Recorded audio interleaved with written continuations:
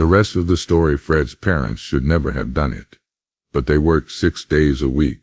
They had only Sundays to themselves, and only Sunday evenings after little Fred had gone to bed. Absolutely to themselves. So this one Sunday evening in particular, Fred was barely 6 at the time. Mother and Dad listened to his prayers, then beautifully tucked him in. But then they left the house. Now Fred did not know this, but the outing that his parents had planned was an hour and a half out, and an hour and a half back.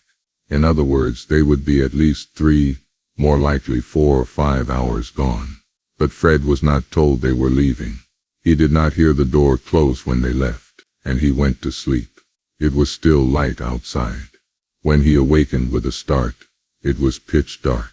He called out in the blackness, and nobody answered. Only terrible stillness. And at once Fred realized that he was home alone. Instantly, Fred began trembling. Quietly, he slipped out of bed and groped his way through the gloom, past furniture so friendly by day, but now menacing, even startling, obstacles. The little boy's hand reached outward ahead of him, like a tugboat escorting a great vessel through an impenetrable fog. And then suddenly, his hand amazed itself to discover the cold doorknob resting in its palm. Fred twisted the knob slowly, silently, so as not to arouse the horrible creature who might be slumbering in the night. The door opened. To the child's dread, the hallway was as dark and ominously void as his own bedroom. Fred began to cry. No, not out loud. The sound itself, he was certain, would frighten him all the more. And still the tears rolled down, scalding his little cheeks as he inched his way forward, down the hall, down the stairs, through the awful, undeniable aloneness, until he reached the kitchen. Whether it was a spark of courage or a reflex of spontaneous desperation, he did manage to call out. "Mother, Mother," he called out. Silence.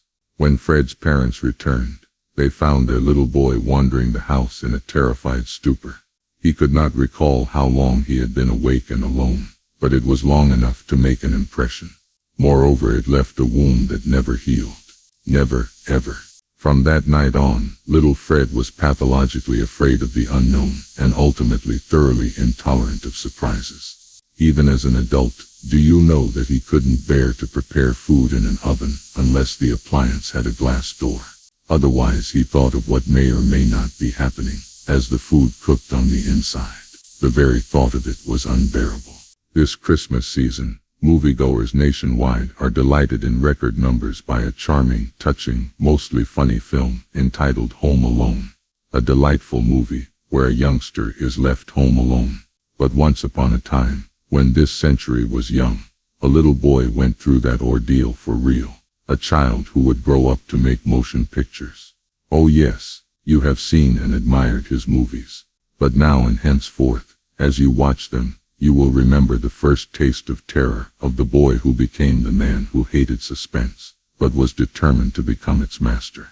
Alfred Hitchcock. Now you know the rest of the story.